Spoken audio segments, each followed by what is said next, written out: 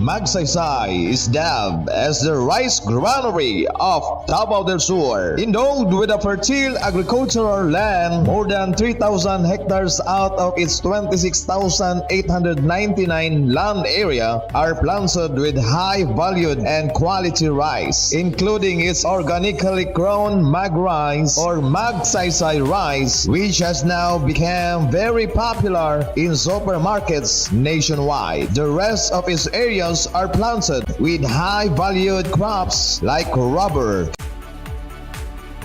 cacao, coconut, ardaba banana, fruit-bearing trees, and vegetables.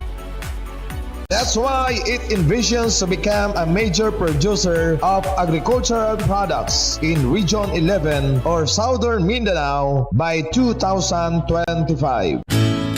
Its population, according to data registered on its Community-Based Management System or CBMS in 2017, it reaches to 51,725 divided to 12,034 households living in its 22 barangays, where 12 of which are upland and 10 others are lowland.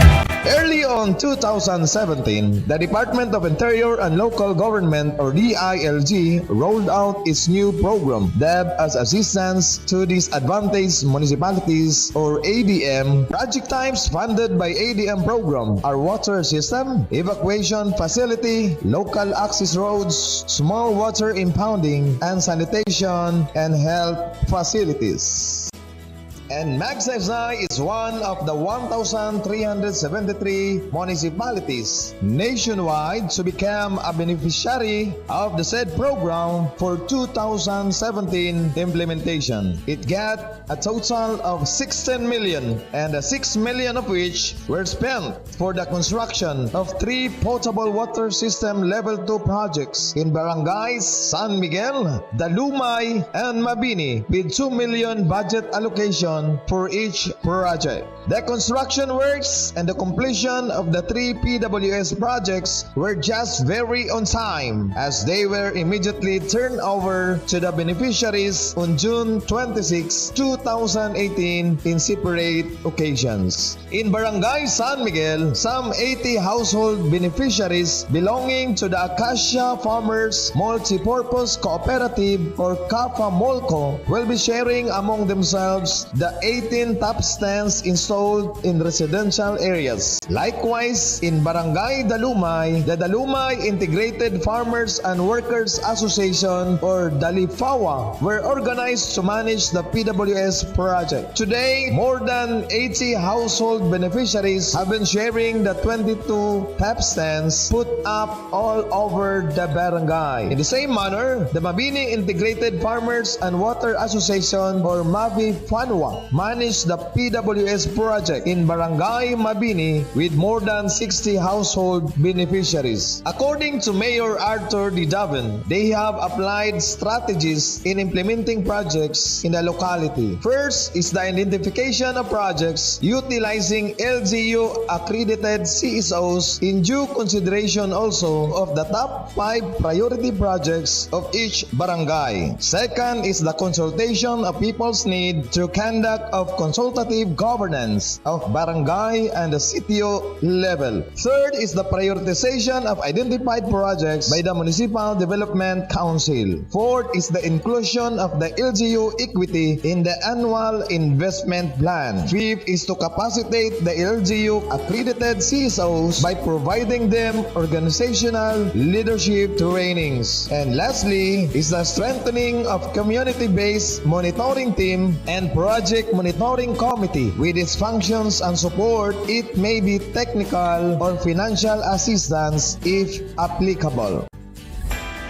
To sustain the management of these PWS projects, the local government, in close coordination with the DILG, have continued to capacitate the water associations through organizational leadership trainings. Another is to facilitate the training on basic accounting and records keeping through a service provider like the Correso College. In an interview, Mayor Davin credited the participation and cooperation of all stakeholders, including the civil society organizations, farmers, and even barangay officials in implementing a project. Isa sa mga priority ng local government unit of Magsaysay, na-identify natin yung patubig, so water supply and sanitation.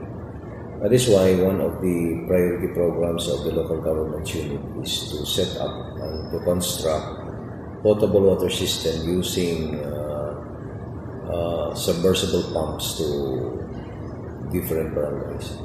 Ito yung lumabas sa consultation in partnership with the accredited CSOs, tapos yung consultation with the community kung gaano kahalaga yung patubig sa kanilang barangay. Beneficiaries were one in saying that the provision of PWS project in their barangay was a manna in heaven, as they already saved time, money, and efforts to look for water to drink and use in household needs. So, mauni karon ang amo ang pump house. Muni ang tinupdan sa mga 80 ka membro nga naghatag sa og ayuhan benepisyo nga tubig nga gikan nga naghatag sa DILG idubanan sa LGU. So kani ang tubig nga nadawat namo dako kay ni kaayuhan sa ang mga beneficiaries ani kay tungod ani sa unang panahon gayod kami nagakabo lang dito sa bumbang nagapasan nagalabas sa sapa pag-abot ani nga tubig dako kay migkalipay kay duol na siya kaayo nya limpyo ug mainom pa kay dako kayo siya kaayuhan or natabang at sa amuay dako kay kung pagpasalamat kay safety siya nga mainom unlike sa una nagakabo mi sa tubig nga 22 feet lang so dili kay mi sure di na nga safety ba ang maong tubig so ang nahitabo ni avail ko niini kay dako jud kay siya natabang sa amua dinhi sa barangay Mabini. Una nga panahon sa ting-init, lisod ka ayun mig tubig. Dili man ka basta sa mga panginhanglan, mga buok mo sa kasigbit ng mga barangay. Mo gasto mig tag 10 pesos kada container. Para lang gyud nga doon na may mainom. So ako in kumpara, sunod sa usa ka bulan, mo gasto ko 3,000 pesos. So among bayaran kada bulan, tag 200 pesos.